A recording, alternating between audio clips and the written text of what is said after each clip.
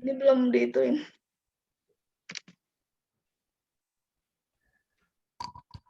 Assalamualaikum warahmatullahi wabarakatuh. Kami dari kelompok 7 akan mempresentasikan Managing Knowledge dan Artificial Intelligence. Anggotanya saya sendiri, Muhammad Al-Hafiz, Nursela Isnaini, Nuris Nasriati, dan Zita Netaina Zainah. Materi pertama akan dijelaskan oleh Nursela.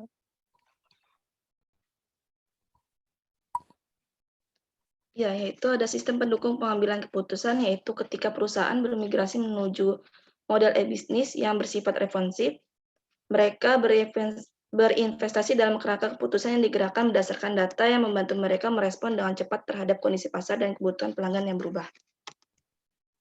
Lalu ada persyaratan informasi pembuat keputusan, yaitu di sini menekankan bahwa jenis informasi yang dibutuhkan oleh pengambil keputusan di sebuah perusahaan secara langsung berkaitan dengan tingkat pengambilan keputusan manajemen dan jumlah struktur dalam situasi keputusan yang perusahaan hadapi.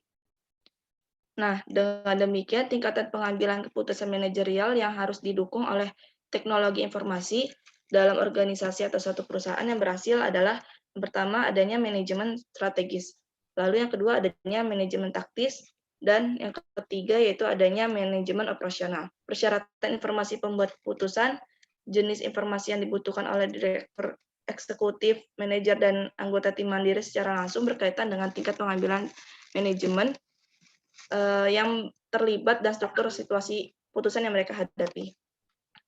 Lalu adanya atribut kualitas informasi dalam 3 dimensi.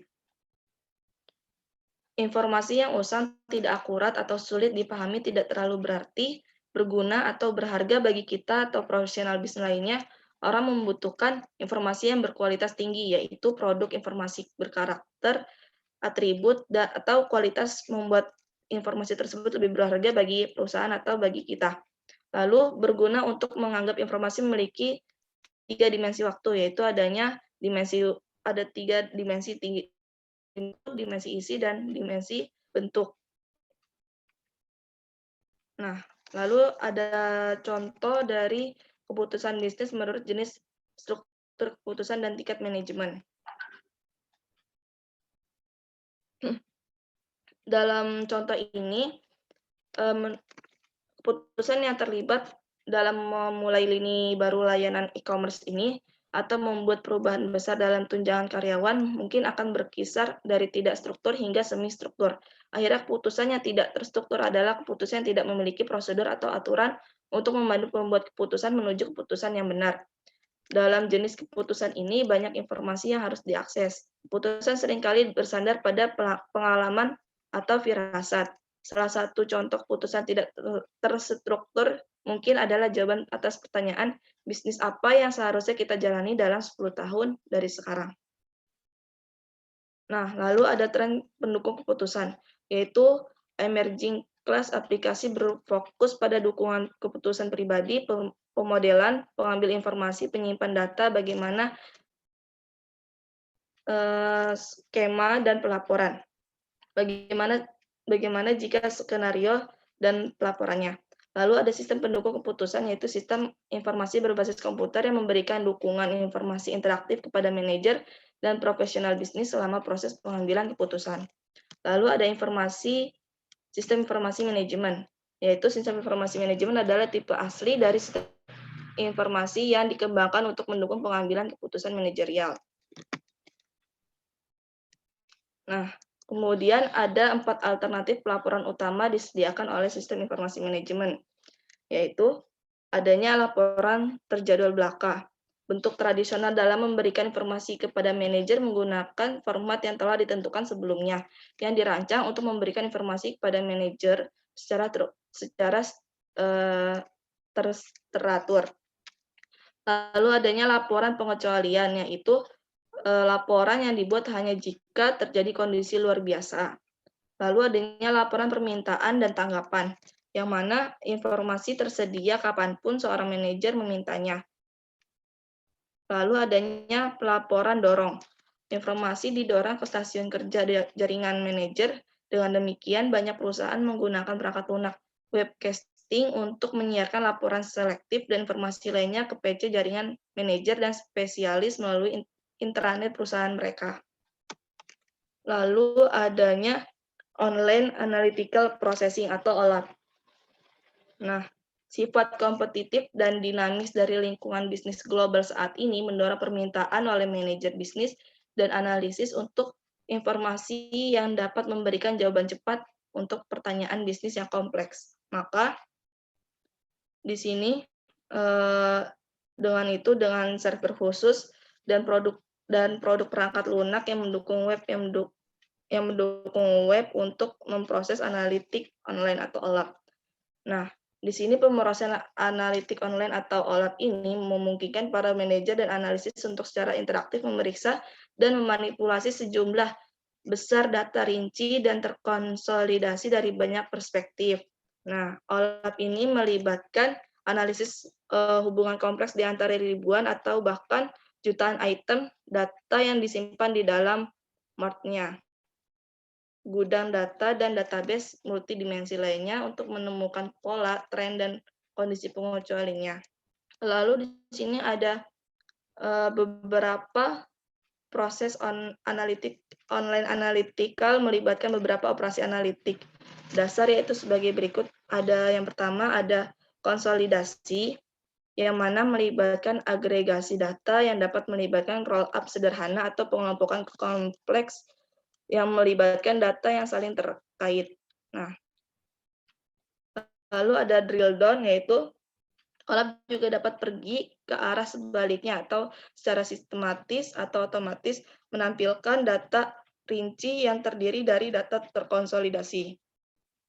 Nah, dengan proses ini, misalnya penjualan oleh produk individu atau perwakilan penjualan yang membuat bentuk total penjualan suatu wilayah dapat dengan mudah diakses. Nah, lalu ada slicing dan ditching, yaitu mengiris atau memotong mengacu pada kemampuan untuk melihat database dari sudut pandang yang berbeda. Nah, di sini ada area bisnis umum tempat OLAP dapat memecahkan masalah kompleks, yaitu adanya analisis pemasaran dan penjualan. Yang kedua yaitu data clickstream. Yang ketiga itu ada pemasaran database. Yang keempat itu ada penganggaran. Kelima itu pelaporan dan konsolidasi keuangan. Keenam yaitu ada analisis profitabilitas. Yang ketujuh itu ada analisis kualitas. Selanjutnya akan dijelaskan oleh Nurisna. Ya, materi selanjutnya itu tentang sistem informasi. Belum next. Nah, selanjutnya itu materi tentang sistem informasi eksekutif.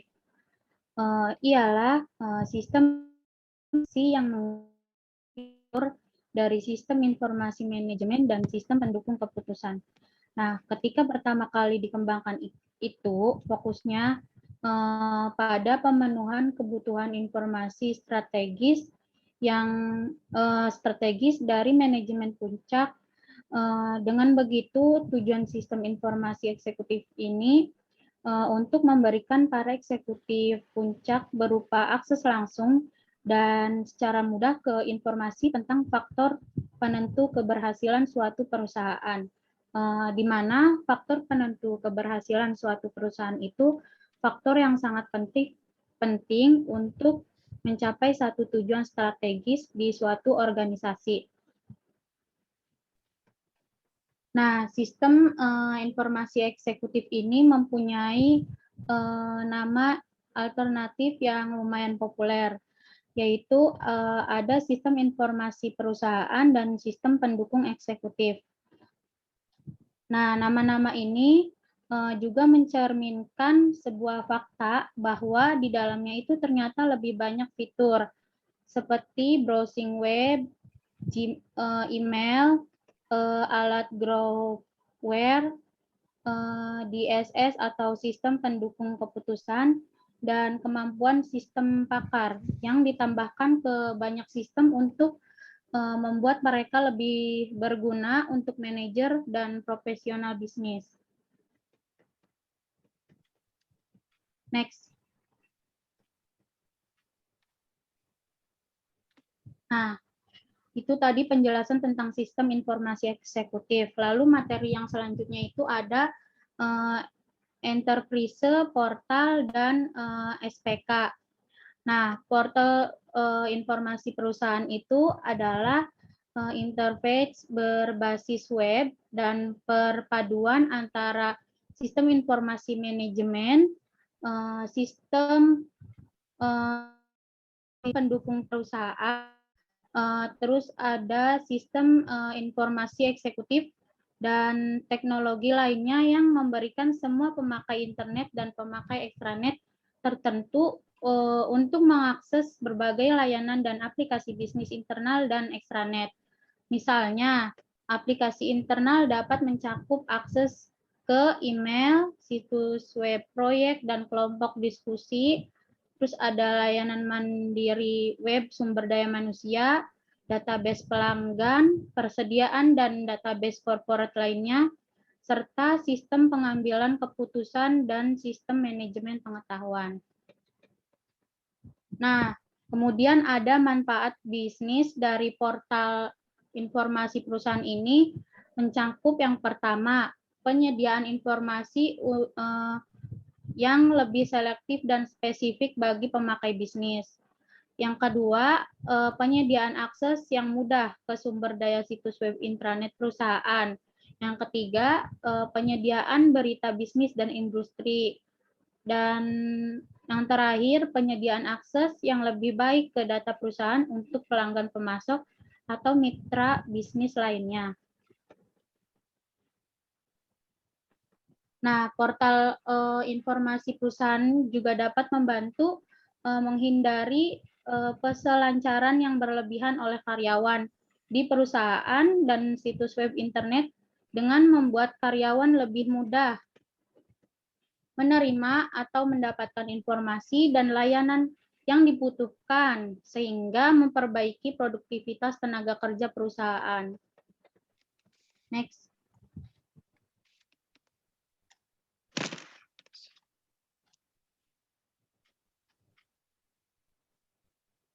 Belum. Sel, yang tadi Sel.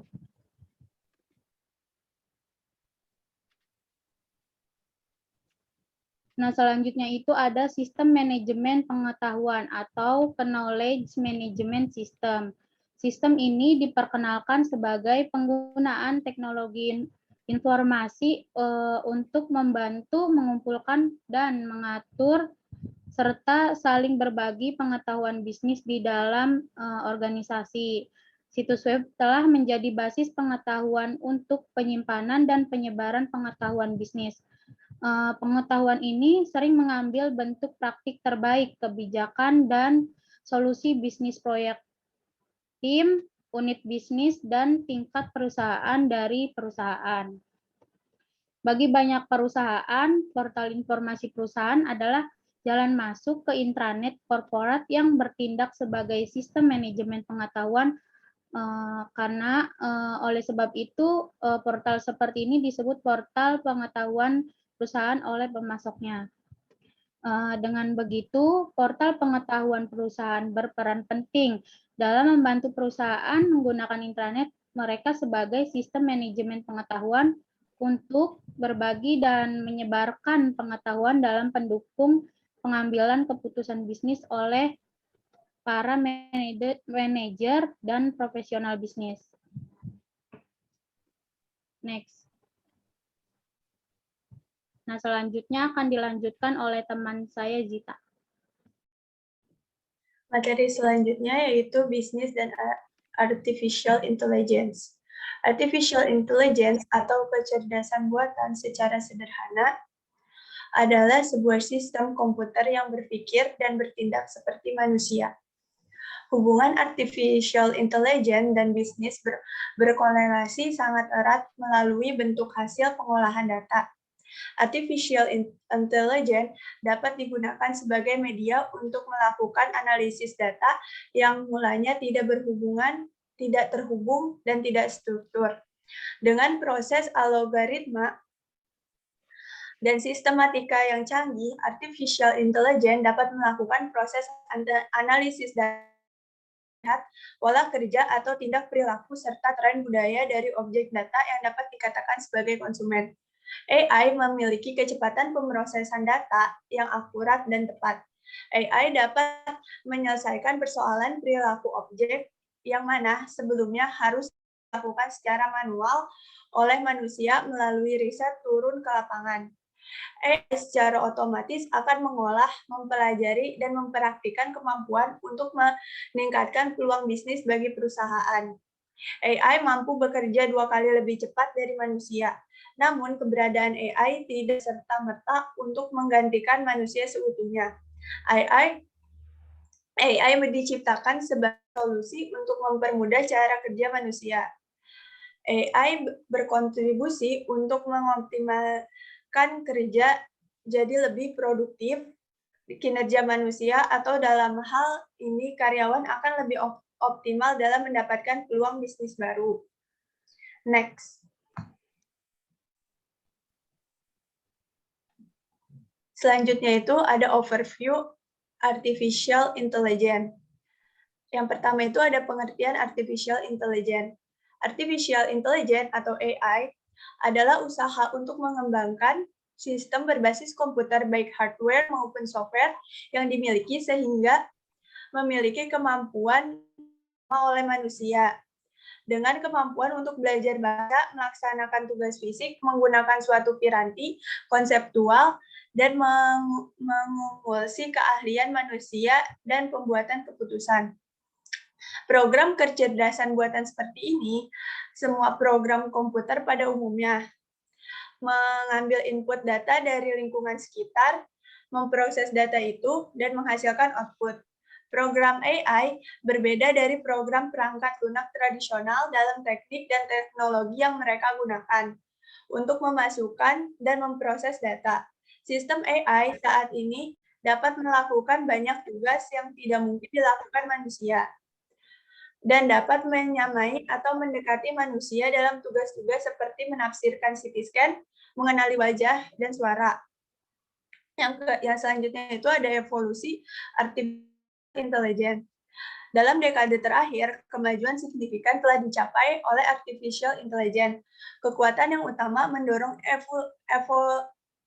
evolusi intelijen yang cepat adalah mengembangkan database big data dan sosial. Penggerak sekunder termasuk pengurangan drastis dalam biaya pemasokan komputer dan pertumbuhan data. Dan terakhir, pertumbuhan artificial intelligence mengendalikan penyempurnaan algoritma oleh puluhan ribu insinyur perangkat lunak artificial intelligence dan pusat penelitian, bersama dengan investasi yang signifikan dari bisnis dan pemerintah. Ada beberapa terobosan konseptual mendasar dalam artificial intelligence pada periode ini atau dalam memahami cara berpikir manusia. Banyak dari algoritma dan teknik statistik dikembangkan beberapa dekade sebelumnya, tetapi tidak dapat diterapkan dan disempurnakan dalam skala yang besar. Kemajuan yang signifikan dari AI yaitu dari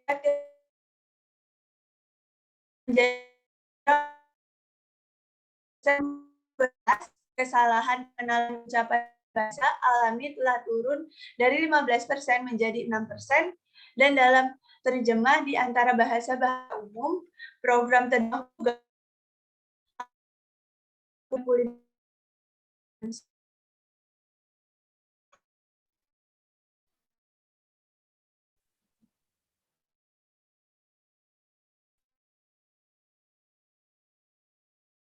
ada fungsi dari artificial intelligence. Yang pertama itu menangkap pengetahuan kelompok dan individual serta meluaskan suatu basis pengetahuan dengan menggunakan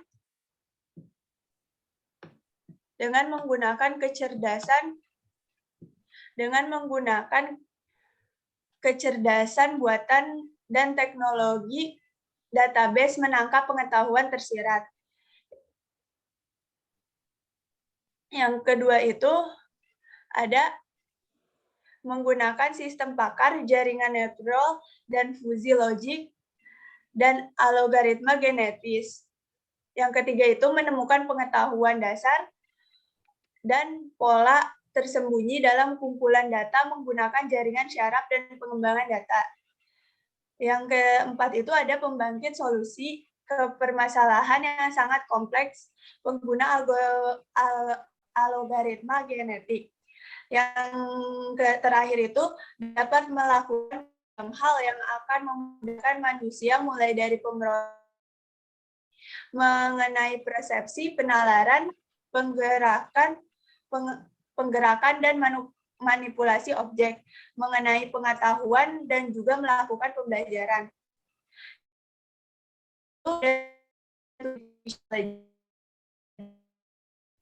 Mengurangi waktu kerja sehingga kegiatan efisien, yang itu manusia menjadi lebih mudah dalam mengambil keputusan dan melakukan kegiatannya dibandingkan pada masa lalu. Yang ketiga itu penggunaan kecerdasan buatan dalam komputer membuat waktu pengerjaan sebuah kegiatan menjadi lebih cepat. Next. Selanjutnya itu ada kelebihan dan kekurangan dari artificial intelligence. Yang pertama itu artificial intelligence lebih mudah digandakan dan disebarkan. Karena biasanya membagikan pengetahuan atau informasi dari suatu manusia ke manusia lain membutuhkan proses dan waktu yang cukup lama. Selain itu, suatu keahlian tidak akan pernah bisa digandakan secara lengkap. Dan jika pengetahuan atau informasi tersebut berada di dalam suatu sistem komputer, akan lebih mudah dan cepat untuk dibagikan atau disebarkan dari satu komputer ke komputer lainnya. Yang kedua itu, artificial intelligence lebih mudah dibandingkan dengan kecerdasan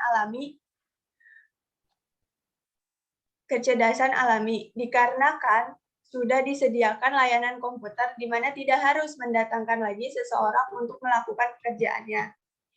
Yang ketiga itu, artificial intelligence bersifat konsisten atau tidak berubah-ubah dikarenakan kecerdasan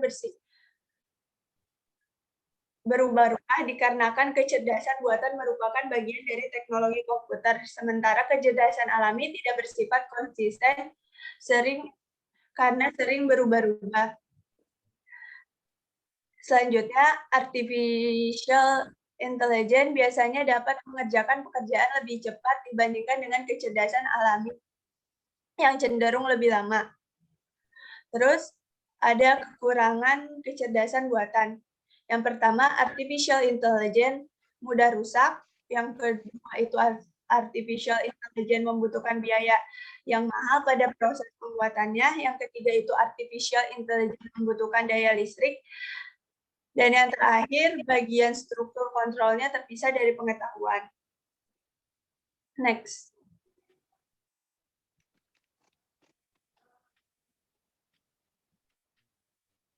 Yang selanjutnya itu ada sistem pakar atau expert system. Pengertian sistem pakar.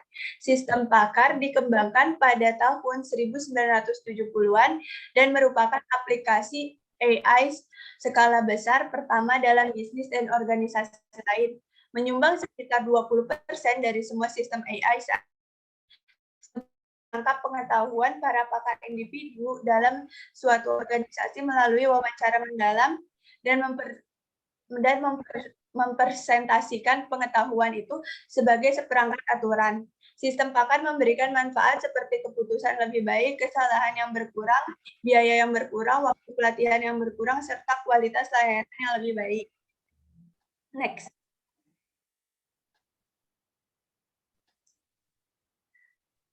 Yang selanjutnya itu ada cara kerja sistem pakar. Yang pertama, sistem pakar memodalkan pengetahuan manusia sebagai seperangkat aturan secara kolektif disebut basis pengetahuan. Yang kedua itu mendukung pengambilan keputusan yang sangat struktur. Yang ketiga, bekerja dengan pedoman pada penerapan satu set aturan if then else aturan yang mengekstraksi pengetahuan manusia. Yang selanjutnya itu menggunakan mesin inferensi untuk mencari sesuatu melalui bisnis pengetahuan. Dan yang terakhir itu memerlukan masukan dari kedua-duanya, keahlian manusia untuk melukiskan basis pengetahuan dan perekayasaan pengetahuan, dan menerjemahkan pengetahuan ke dalam suatu set aturan. Yang selanjutnya itu ada aplikasi sistem pakat. Yang pertama itu ada manajemen keputusan. Sistem yang menilai situasi atau mempertimbangkan alternatif dan membuat rekomendasi berdasarkan pada ukuran-ukuran yang tersedia sepanjang proses penemuan atau pencarian. Contohnya itu yaitu analisa portofolio pinjaman, evaluasi karyawan, dan jasa pertanggungan asuransi. Yang kedua itu ada diagnosa dan penyelesaian masalah atau diagnostik atau troubleshooting. Adalah penggunaan sistem yang menyimpulkan atau menduga suatu penyebab. Contohnya yaitu kegiatan bantuan dan hasil diagnosa medis. Yang ketiga itu ada maintenance atau scheduling. Sistem ini menentukan prioritas dan pembatasan jadwal atau waktu kritis sumber daya. Contohnya, scheduling pemeliharaan, scheduling produksi, dan manajemen proyek. Yang keempat itu ada perencanaan desain atau configuration. Penggunaan sistem dalam membantu mengatur komponen, peralatan, memberi batasan, dan harus diperhitungkan. Contohnya yaitu pilihan instalasi komputer, manufaktur jaringan komunikasi, rencana jumlah perakitan dengan jumlah yang maksimum. Yang kelima itu ada selection atau classification. Sistem ini membantu para pemakai dalam memilih produk atau proses yang kompleks. Contohnya, identifikasi rekening pelanggan dan penggolongan informasi. Yang terakhir itu ada proses monitoring atau kontrol, yaitu sistem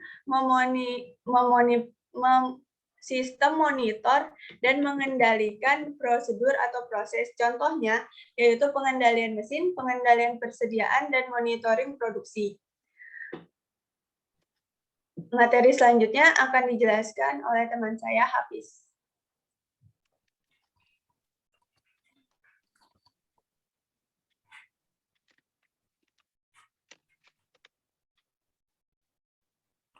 Selanjutnya itu ada jaringan neural atau neural network.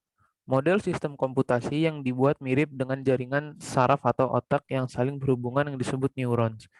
Pengolah yang saling berhubungan di dalam satu jaringan neural beroperasi secara paralel dan saling berhubungan dengan dinamis. Ini memungkinkan jaringan belajar untuk mengenali pola dan hubungan di dalam memproses data itu. Contohnya, suatu jaringan neural dapat digunakan untuk mempelajari karakteristik kredit yang diberikan apakah pinjaman akan berakibat baik atau jelek. Next. Yang kedua itu ada logika tersamar atau sistem fusi logik. Metode penalaran yang mirip dengan penalaran manusia. Hal ini memungkinkan suatu sistem tersamar untuk memproses data yang tidak sempurna dan dengan cepat menyediakan pendekatan dan dihasilkan solusi yang bisa diterima. Sistem yang tersamar menggunakan microchip pengontrol proses yang banyak dipakai oleh peralatan yang dibuat oleh pabrikan Jepang. Sistem fusi secara umum terdapat 5 langkah dalam melakukan penalaran. Yang pertama, memasukkan input fusi. Yang kedua, mengaplikasikan operator fusi. Lalu mengaplikasikan metode implikasi, komposisi semua output, dan terakhir defusifikasi. Next.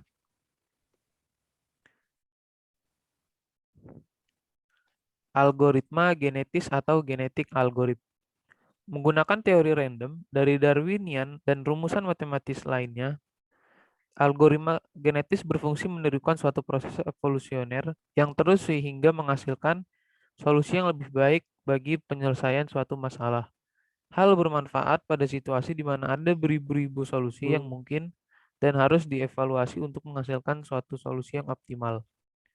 Algoritma genetika mempunyai metodologi optimasi sederhana sebagai berikut. Menentukan solusi sejumlah tertentu, menghitung nilai fitness, memilih beberapa solusi, melakukan optimasi, dan menentukan solusi terbaik sebagai solusi terhadap permasalahan yang dioptimasi.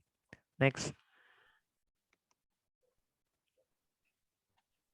Realitas semu atau virtual reality adalah suatu kenyataan berdasarkan simulasi komputer yang menggunakan pendekatan seperti melakukan pekerjaan sebenarnya untuk menciptakan suatu dunia maya yang dapat digunakan untuk mencari pengalaman melalui suatu tinjauan, pendengaran, dan sentuhan.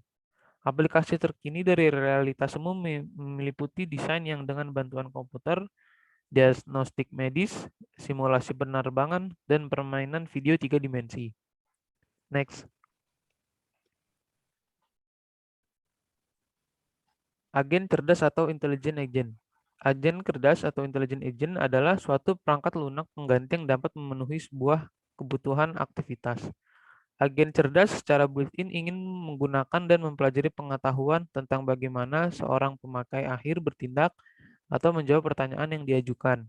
Menerapkan suatu solusi perangkat lunak seperti suatu template presentasi, perancangan, atau spreadsheet untuk memecahkan suatu permasalahan yang spesifik dan pemakai akhir. Next. Nah, ini ada jenis-jenis agen cerdas. Yang pertama itu dari agen interface pemakai. Ada tutor penghubung, agen presentasi, agen navigasi, dan agen permainan peran. Lalu ada agen dalam manajemen informasi yang meliputi agen pencarian, perantara informasi, dan penyaringan informasi. Next.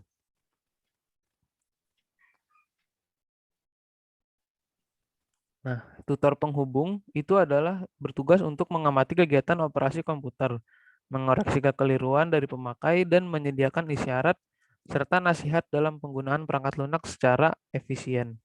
Lalu ada agen presentasi yang berguna menyajikan informasi dalam berbagai bentuk pelaporan. Yang ketiga ada agen navigasi jaringan yang menetapkan alur informasi dan cara menyajikan informasi yang disukai oleh pemakai. Terakhir ada agen permainan peran yang bertugas menjalankan game atau permainan what if untuk membantu para pemakai memahami informasi dan memperbaiki cara pembuatan keputusan. Next. Nah, yang kedua ada agen dalam manajemen informasi. Ada agen pencarian yang berguna membantu para pemakai dalam menemukan file dan database, mencari informasi yang diinginkan, dan menyarankan menemukan jenis informasi tentang produk, media, dan sumber daya. Lalu ada perantara informasi yang bertugas menyediakan jasa untuk menemukan dan mengembangkan sumber daya informasi yang cocok di dunia bisnis. Terakhir ada penyaringan informasi yang berguna untuk menemukan, menerima, menyaring, membuang, menyimpan, dan menyampaikan para pemakai tentang produk yang diinginkan, termasuk voice, dan media informasi lainnya. Next. Contoh penerapannya itu yang pertama ada fitur OK Google. Dalam aplikasi ini, pengguna bisa memberi perintah secara lisan. Setelah memberikan perintah secara lisan, maka Google akan menerjemahkan perintah tersebut atau Google akan mengeluarkan hasil berupa jawaban yang kita perintahkan.